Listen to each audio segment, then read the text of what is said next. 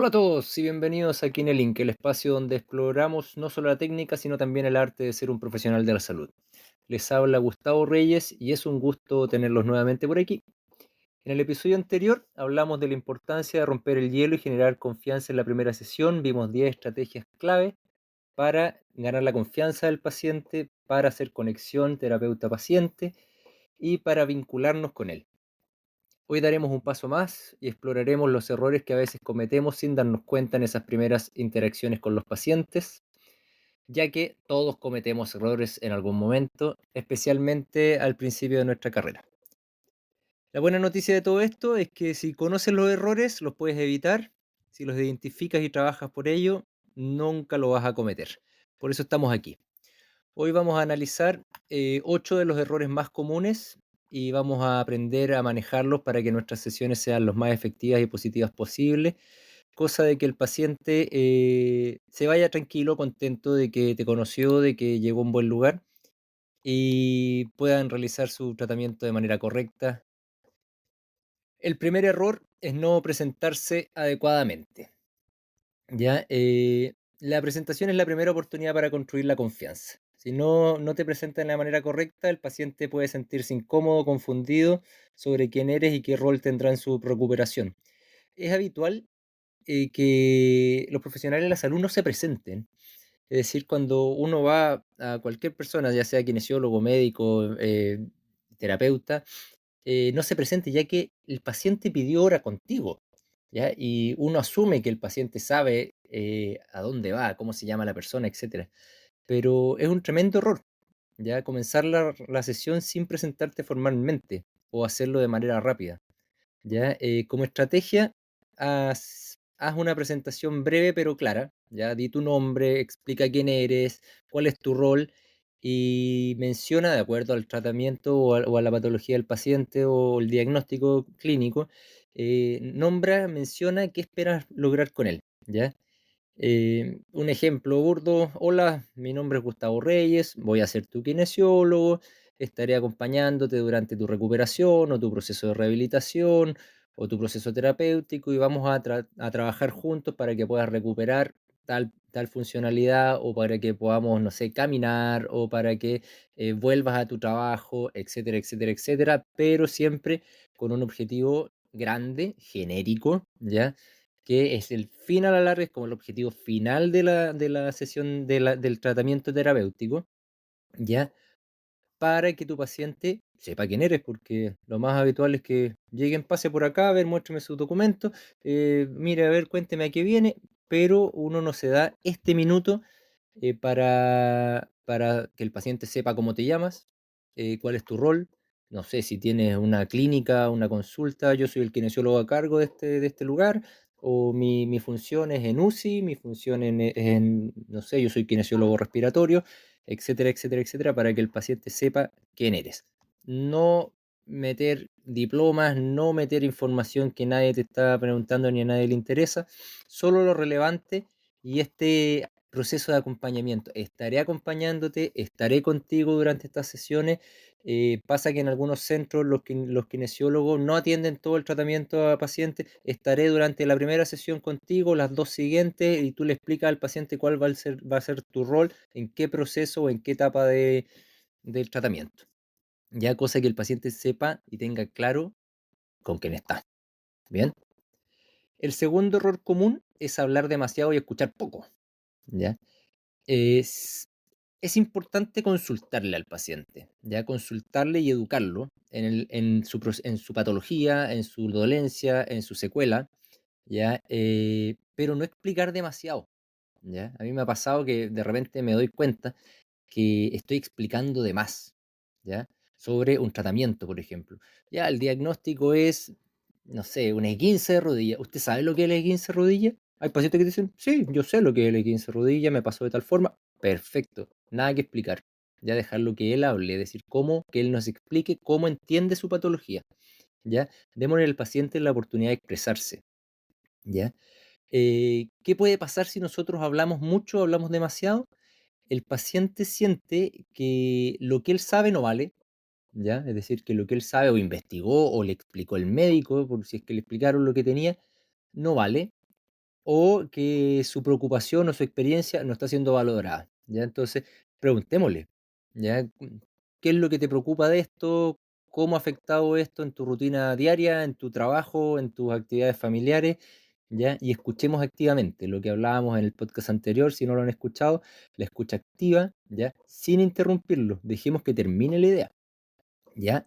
Eh, ya que muchas veces el paciente empieza con estas barreras psicológicas que hablábamos en esta etapa, cuando yo trato de demostrarle que sé, demostrarle más de la cuenta, le empiezo a explicar cosas que no me ha preguntado, ¿ya? Entonces, de repente es mejor guardar silencio, dejar que el paciente hable, se explique, cuente, para que nosotros también con su voz podamos entender qué es lo que siente, dónde le molesta, para qué le molesta, en qué actividad, etcétera, etcétera, etcétera. El tercer error, y uno de los más graves a mi gusto, es subestimar el lenguaje corporal, ¿ya? También hablamos sobre el lenguaje corporal en el podcast anterior, ya cómo hacerlo bien, etcétera, etcétera. Pero ahí hablábamos de la postura abierta. Ahora, el error es tener una postura cerrada, es decir, estar con los brazos o piernas cruzadas, evitar el contacto visual. Ya eso transmite desinterés al 100%. Si tú no miras a tu paciente, estás detrás de un escritorio metido en el computador tratando de anotar lo que el paciente te dice o estás mirando tu teléfono, todos sabemos que uno puede tener una emergencia, que puede estar esperando una llamada, que los niños están en el colegio, que puede haber un accidente. Todo lo podemos entender, pero eso tú le puedes explicar a tu paciente, voy a tener mi teléfono encima porque estoy esperando una llamada. Es súper importante. O porque mi mamá está enferma y me van a llamar del hospital. O porque mis niños están en el colegio y por cualquier cosa lo voy a dejar acá. Eso se entiende, pero uno tiene que estar con el paciente. El teléfono si vibra, si suena, bien. Si no, tú estás con tu paciente. ¿Ya? El tema es que el paciente puede interpretar estos gestos y este lenguaje corporal como una falta de compromiso, un desinterés, ¿ya? Entonces, para subsanar este error, debemos tener una estrategia de postura abierta, ¿ya? Es decir, estar siempre pendiente, con una postura corporal, sin cruzar los brazos, sin cruzar las piernas, para que el paciente perciba que estamos relajados, que estamos escuchándolo, que estamos tranquilos y que estamos con él. Asegúrate siempre de mirar al paciente mientras habla. Aunque estés haciendo el informe, aunque estés anotando la evaluación, levanta la cabeza, míralo unos segundos y vuelve a lo que estás haciendo. No te puedes esconder detrás del computador, no te puedes esconder detrás de la ficha, ¿ya? Entonces, asiente con la cabeza para mostrar que estás prestando atención, respóndele de manera corta, precisa, déjalo hablar, ¿ya? Eh, el cuarto error, que también lo conversamos en el podcast anterior, es generar expectativas poco realistas, es decir, prometer un tratamiento milagroso, ¿ya? A mí me ha pasado muchas veces que me llegan pacientes de segunda o tercera mano, es decir, han pasado por dos o tres kinesiólogos, cuatro o cinco kinesiólogos antes, que hacen unas promesas de recuperación milagrosa fantásticas. Claro, eso sirve para patologías de repente sencillas o qué sé yo. Yo trabajo en neurorehabilitación y de repente se nota que los kinesiólogos o los profesionales de la salud, llámese centro o neurólogos, fisiatras, dan unos pronósticos de recuperación irrisorios, no tienen pies ni cabeza. ¿Ya? El tema es que llegan mis pacientes súper frustrados porque estuvieron un año con un kinesiólogo o 6 meses con un profesional y no obtuvieron ningún resultado o los resultados son demasiado lentos, siendo que le dieron un pronóstico de 3 meses de recuperación, que iba a ser todo fantástico, que iba a andar todo rápido, y eso los lleva a la frustración. Pierden la confianza en el proceso, pierden en la confianza en los profesionales de la salud, en la humanidad, en final, ¿ya? Porque se sienten engañados completamente, ¿ya? La idea es ser realista, ¿ya? Entender el proceso, explicarle al paciente que todos evolucionan de manera distinta y ser honesto sobre los tiempos y los desafíos que surgen ya durante el tratamiento. Es decir, nadie quiere que un paciente que está en recuperación lo hospitalicen por neumonía y eso te chanta, te detiene todo el proceso de rehabilitación y hay que casi comenzar de cero. Entonces, uno tiene que entender que hay factores que no están al alcance de uno, ¿ya? Entonces, la forma más honesta es explicarle al paciente que cada persona es diferente y que vamos a tratar de lograr los mejores resultados posibles y que vamos a ir viendo cómo evoluciona en el tiempo, ¿ya? Evitar las promesas falsas, ¿ya? Siempre valorar la honestidad por sobre eso. Si no tengo idea, mejor derivo. El quinto error, bien frecuente, es ignorar las preocupaciones del paciente, no darle importancia a a los miedos, a las preocupaciones que él tiene. Eh, También las incomodidades del paciente. Hay pacientes que se sienten realmente incómodos, ¿ya? Hay algunos pacientes que se sienten incomprendidos, ¿ya? Sobre todo en algún tipo de patología o dolores crónicos, la fibromialgia se me viene a la cabeza. Uno no entiende, uno como profesional, si no lo vive, no lo entiende, ¿ya? Entonces yo no puedo ser empático cuando de repente no comprendo una situación, ¿ya? Por eso es importante estudiar y estar letrado, porque hay situaciones que no se entienden, ¿ya? Y el paciente siente que tú no lo entiendes, siente que tú no lo estás comprendiendo y que no estás siendo empático. Bueno, principalmente porque tú no lo has vivido. Lo más importante ahí es ser sincero y decirle, chuta, yo nunca he estado en una situación como esta, pero déjeme entenderlo, deme tiempo para escucharlo. Y la idea es que el paciente no se siente incomprendido y no abandone el tratamiento, ¿ya? Por eso hay que validar los sentimientos del paciente. No sé, hay frases como entiendo la situación que está, que puede ser difícil. eh, eh, la idea es ayudar a crear empatía, ¿ya? Confianza, pero no dárselas de que uno sabe perfectamente lo que está viviendo el paciente porque uno no lo está viviendo, ¿ya? Entonces, eso es ignorar las preocupaciones del paciente, ¿ya? No, si yo conozco perfectamente cuál es su dolor, yo conozco perfectamente su secuela. No, eso es mentira, porque yo no siento ese dolor, yo no tengo esa secuela, ¿ya? Entonces, pónganse en el pellejo del paciente, escúchenlo y denle a entender al paciente que este proceso de comprensión de lo que siente, al igual que como nosotros estamos tratando de recuperarlo, también es un proceso de entendimiento propio, es decir, nuestro, ¿ya? El sexto error es no documentar correctamente la historia clínica, ¿ya? Olvidar registrar información importante del paciente o anotarlo de manera incompleta por apuro eh, puede afectar la continuidad del tratamiento y complicar el seguimiento. Es decir, si yo hago un test y lo hago incompleto, ese test no vale, no anoto nada, ¿ya? Hay muchos datos que uno de repente anota y no sirven de nada, ¿ya? Muchas evaluaciones que uno realiza y no sirven de nada, ¿ya? Mucha evaluación que uno hace, ya sea muscular, articular, etcétera, etcétera, que no sirven de nada. Todo lo que no sirve de nada no va a la ficha, ¿ya? Es decir, todo lo que no fue evaluado tampoco va a la ficha, ¿ya? Organícense, tomen nota, ¿ya? ¿Yo qué hago? Tomo nota mental. Yo suelo hacer la historia clínica cuando termino con la sesión de mi paciente, incluso a veces cuando llego a la casa. Ya le presto completamente atención al paciente, a lo que me dice, a lo que siente. Las evaluaciones de por sí me las sé de memoria, entonces trato de ordenarme. Si hay alguna que no sepa, llevo mi papelito, anoto y anotar solo lo necesario, ¿ya? Solo lo necesario y que tenga impacto en el paciente, ¿ya? El resto de datos no aportan, ¿ya? Lo otro es anotar los datos emocionales, aspectos emocionales, sociales, ya acuérdense que estas son cositas que nos sirven para romper el hielo la siguiente sesión. No sé, que vive con su papá, preguntarle la siguiente sesión cómo está su papá, cómo le ha ido, etcétera, etcétera.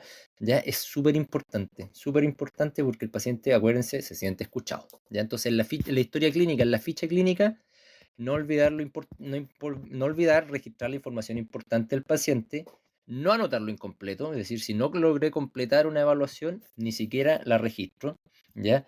Y también dar fe a la larga, al final de la historia clínica, de ese día, de esa sesión, que el paciente se fue sin problema, ¿ya? Eh, Pasa que, no sé, el paciente se fue sin novedad de la consulta, estuvo todo bien, porque ¿qué pasa si el paciente afuera le da un infarto? Te pueden culpar a ti, entre comillas, ¿ya? Entonces siempre dejar eh, la nota final de que el paciente se fue en buenas condiciones. Si tu paciente no está en buenas condiciones, tú no puedes dejarlo ir, ¿bien? Otro error común, como séptimo, no explicar claramente el plan de tratamiento, ¿ya? A mi gusto, uno el plan de tratamiento lo tiene que explicar en la evaluación, ¿ya? Explicar el por qué. de cada intervención. Es decir, nosotros planeamos, tal vez en nuestra mente, hacemos un esquema mental cortito de las etapas que puedan tener el tratamiento y informamos en qué etapa estamos, cómo vamos a partir, por qué se hace cada cosa, ¿ya? Y que vamos a trabajar ese tal o cual objetivo en esa etapa del tratamiento para que el paciente no se confunda, no se pierda, no desconfíe del proceso, porque si yo parto con él y empiezo a poner máquinas, empiezo a hacer el ejercicio, el paciente no entiende lo que estamos haciendo, el paciente no es profesional, no sabe cuál es nuestro objetivo. Entonces es importante la comunicación. Al terminar cada sesión, explicarle qué será la siguiente, ¿ya? Y cómo eso va a contribuir a la larga en su recuperación. Ya, como ejemplo, hoy evaluamos su estado inicial, qué sé yo, vino con tal diagnóstico, en la próxima sesión vamos a conversar con los ejercicios para fortalecer, qué sé yo, el cuádriceps, ¿ya? O vamos a seguir tratando el dolor. ¿Ya? El paciente tiene que saber a qué va la próxima sesión. Si tú no le dejas claro a qué va la próxima sesión, lo más probable es que el paciente no vuelva, que se pierda, que no haya adherencia al tratamiento. ¿Por qué? Porque ve que él va a hacer ejercicios vacíos, no comprende, ¿ya? Es importante que él sepa qué hizo ese día, si lo hizo bien o hizo mal, el feedback positivo, negativo, etcétera, y a qué viene la próxima sesión. El octavo punto, y muy importante, el octavo error, muy importante, es mostrar inseguridad o falta de preparación. No puede pasar esto es grave, ¿ya? Es decir, si el paciente te pregunta algo y tú no sabes, chuta, es complicado, sobre todo cuando uno atiende pacientes que son del área de la salud y que han investigado sus patologías, ¿ya? Entonces, prepárate, estudia, ¿ya? Sé específico, ¿ya? Uno no puede atender todo. Ya yo tengo colegas que parecen magos, atienden de todo, respiratorio, trauma, dermatofuncional, neurología, de todo, es decir, lo que le pregunten, piso pélvico, todo. No puede ser, no puede ser. Ya uno tiene que ser específico en su área para poder dar respuesta a pacientes complejos, ¿ya? Entonces, tú no, si un paciente te pregunta, ¿sabes que tengo una 15 en la rodilla? ¿Me puedes decir qué es esto? Y tú no saber lo que es y dudar en la respuesta o no saber qué hacer, es complejo, es muy complejo. Así que evita eso, evita eso. Uno le puede preguntar al paciente por qué viene antes de que llegue, ¿ya? De repente llaman por teléfono, mandan un WhatsApp, te contactan por una red social. Tú le puedes preguntar y si tú no estás preparado para eso, deriva, deriva, ¿ya? Otra cosa que tiene que ver con esto en la falta de preparación es mostrarte desorganizado durante la sesión, no saber con qué evaluación comenzar, no saber qué material usar, sentar, parar al paciente 1000 veces. No, la evaluación tiene que ser ordenada, igual que el tratamiento. Si vas a comenzar acostado, hace todo lo que tengas que hacer acostado. Si después vas a estar sentado, hace todo lo que tienes que hacer sentado. Si después vas a estar de pie, todo lo que está de pie, para no estar sentando igual, parando al paciente un montón de veces, ¿ya?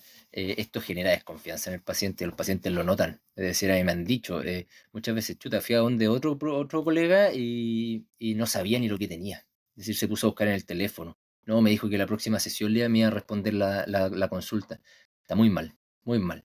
Entonces, una estrategia, si ustedes ya saben lo que tiene su paciente, denle una leyita antes. Busque, ya repase. Ya si está recién partiendo y no tiene la expertise necesaria, chuta, me va a llegar un paciente con qué sé yo, un problema al manguito rotador. Lo busco, conozco los músculos, para poder explicarle a mi paciente cuáles son los músculos afectados, qué movimiento hacen, dónde se insertan por último, ¿ya? Importante el paciente que tú le enseñas cómo es su cuerpo y todo. Al paciente le gusta aprender, le gusta saber sobre sus músculos, sobre sus huesos, si es parte de él a la larga. ¿Ya? Entonces prepárese antes de la consulta si es que sabe el diagnóstico de su paciente. Yo en lo general nunca pregunto el diagnóstico de mi paciente ni la edad, porque así es más desafiante. Pero no me ha tocado últimamente que me pillen con un diagnóstico, un síndrome, alguna cosa extraña. No me ha tocado. Me ha pasado, sí, varias veces. Síndromes complejos, enfermedades raras y cuestiones. A todos nos pasa. Es decir, que llegáis y el paciente tiene un diagnóstico que tú ni siquiera nunca en tu vida has escuchado. Pasa, ¿ya? Y en esos casos uno tiene que tener el profesionalismo y la madurez para decirle, ¿sabe qué? Esto nunca lo he escuchado, o el mismo paciente te dice, mira, el que tiene una enfermedad rara, el síndrome de qué sé yo, chuta, nunca lo he escuchado, por favor, vamos a evaluar ahora por lo que viene, es decir, no sé, le duele una articulación, pero déjeme revisarlo porque esto es una enfermedad súper poco habitual, etcétera, etcétera. Bien, ya entonces revisen la información antes de su llegada, organicen su espacio de trabajo, organicen su evaluación, organicen las cosas que van a hacer, no inventen sobre la marcha, ya no improvisen, ya. Entonces, si no tiene la respuesta, investigue y da seguimiento. Si tiene la respuesta, organícese. Bien, esos son los 8 errores, ¿ah? Los 8 errores que yo he notado que se pueden dar en una primera sesión, ¿ya? Y que pueden complicar la confianza del paciente, pueden hacerte no creíble, pueden hacer que el paciente dude de tus capacidades, dude de tu conocimiento, dude de tu profesionalismo, ¿ya? Y que no vuelva, que no llegue para la segunda sesión, ¿ya? Dale seguimiento a tu paciente. Se fue de tu evaluación, de tu primera sesión, lo citaste al otro día, 2 días más, 3 días más, llámalo, ¿cómo se sintió en la tarde? Si hay algún otro síntoma que no te haya nombrado, si es que existe algo más, dale seguimiento, ¿ya? Para eso estamos. Bien, bueno, espero que este episodio, más cortito que el anterior, haya sido útil para reflexionar sobre algunos errores que todos, ¿ah? Todos hemos cometido. Yo no conozco a nadie que no haya cometido estos errores. ¿Ya? Para los más nuevos, la clave está en que los conozcan, identificarlos, ¿ya?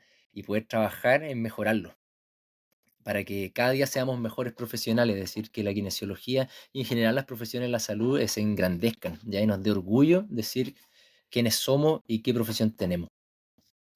La primera sesión es crucial, ¿ah?